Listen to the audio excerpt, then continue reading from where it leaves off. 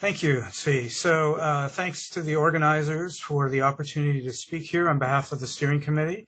I very much regret that I wasn't able to come to the ITP. I remember my visits to ITP fondly.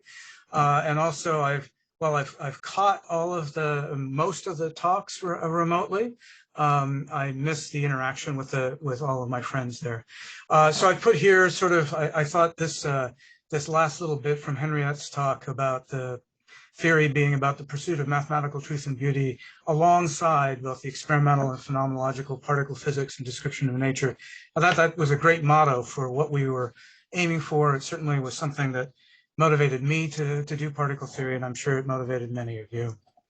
So while I'm giving the last talk of the conference, this is perhaps not quite yet the end of the beginning of the Snowmass process. You've seen this timeline here, and so it's time. I want to spend a couple minutes talking about the fact that it's time to turn to, sort of creating a vision for theory and across all the frontiers for the future of particle physics. So you saw this slide also. Tal showed this at the beginning of the workshop about the goals of Snowmass. Whenever we're talking about the vision, of course, we should be thinking about who our audiences are. And one audience is the P5 panel that will be following us. I'll have more to say about that on the next slide, but there are other audiences as well. There's the NAS decadal study on elementary particle physics that's also going to be happening in parallel to P5.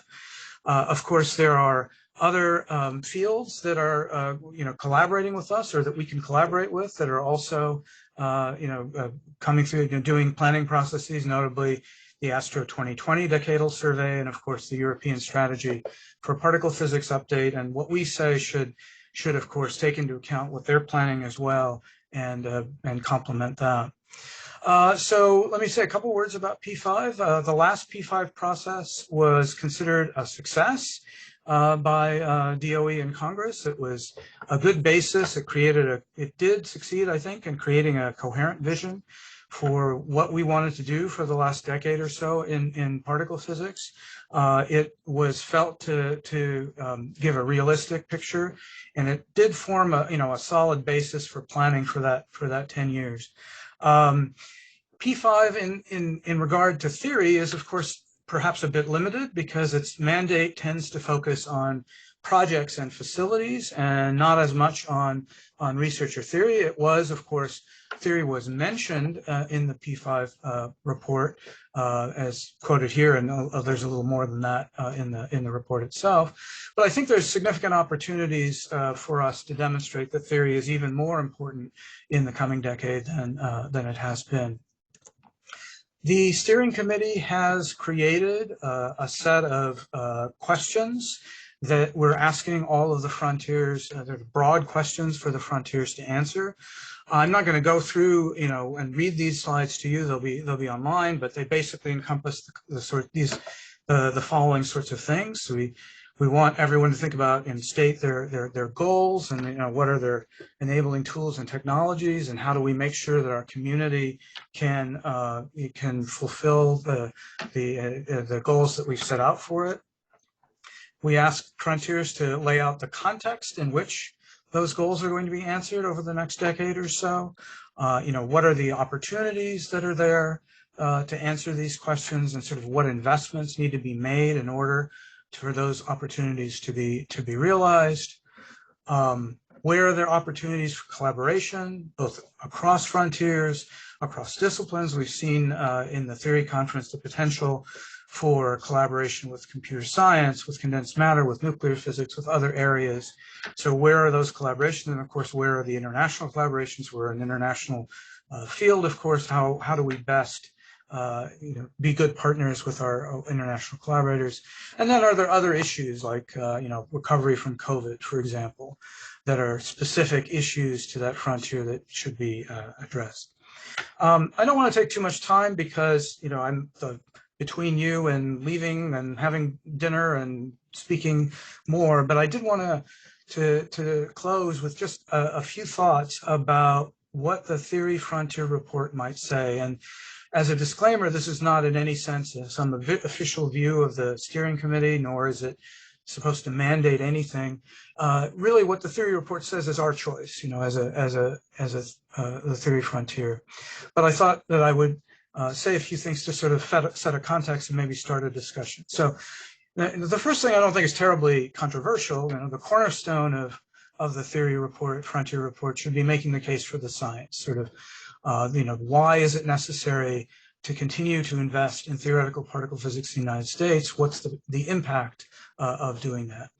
In that regard, I think there are a number of things that really came out during the discussion over the last few days, highlighting new approaches that have been possible over the last few years and which will be even more important as we're going forward.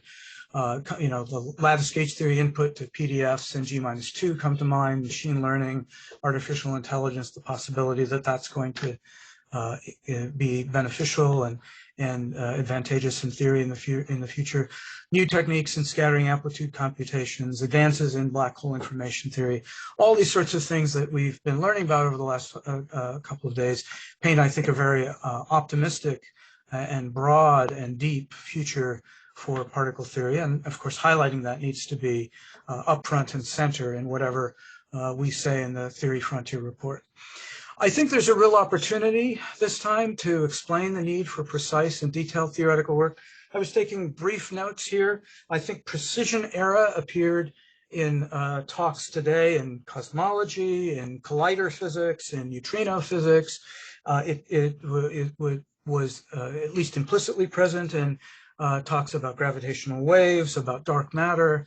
A theme that I think emerged certainly during this talk, and it's probably familiar to all of us, is the fact that we're really moving to a precision era in a lot of these experiments. To exploit the high luminosity LHC, for example, we need precise theoretical computations, and so to fully realize the potential of experiments over the next decade, these advances in theory need to be fully exploited and need to continue.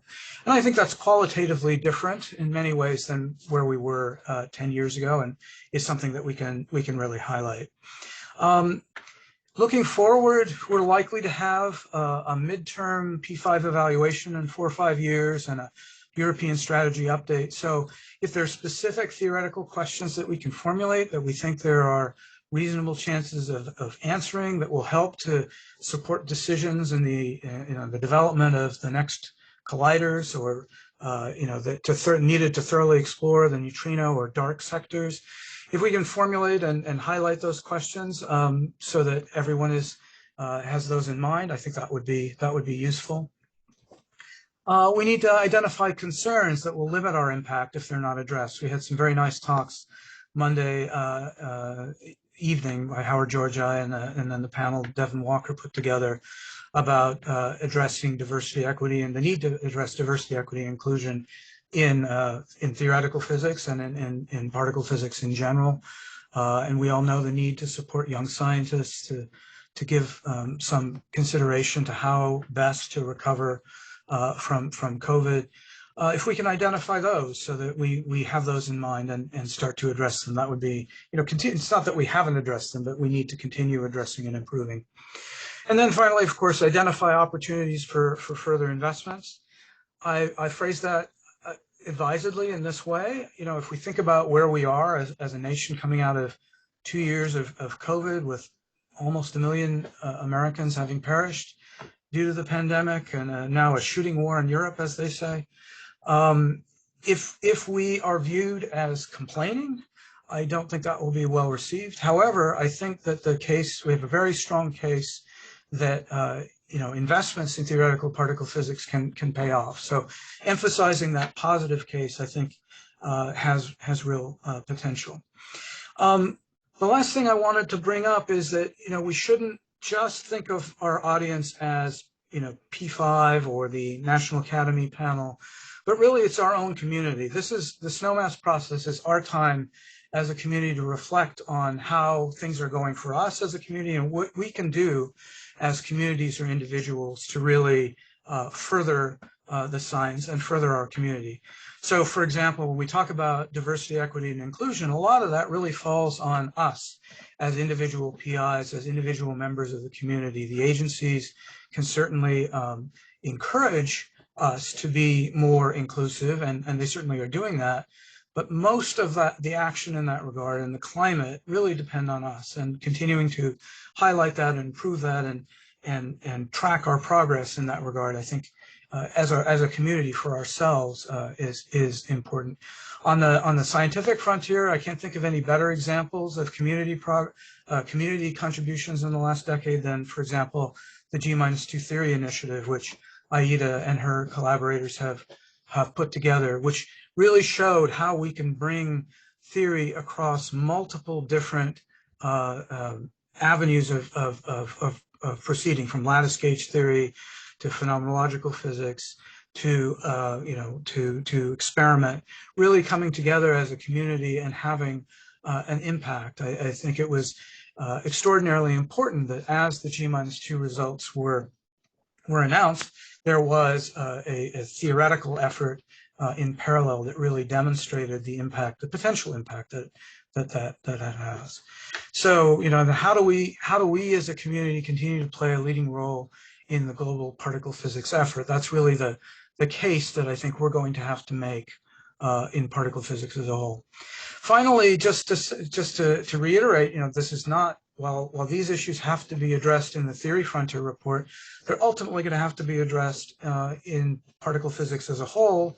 And I hope that this will spur many of you, if not all of you, to come to the community summer study in Seattle and really work together, across the Theory Frontier and with other frontiers to produce a report which really has a compelling and cohesive strategy and vision for particle physics in the next decade, with a view to 2050.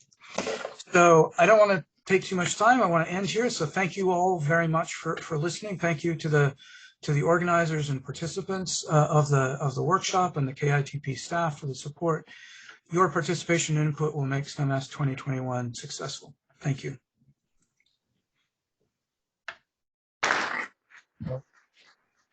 Thank you. Maybe just a couple quick comments if anyone has, or questions, and then I think people are probably tired and hungry. So we should, of course, thank the local organizers here, the people who... Okay, well, thank you. All right. Thank you all. Thanks everybody so long, and thanks for all the physics.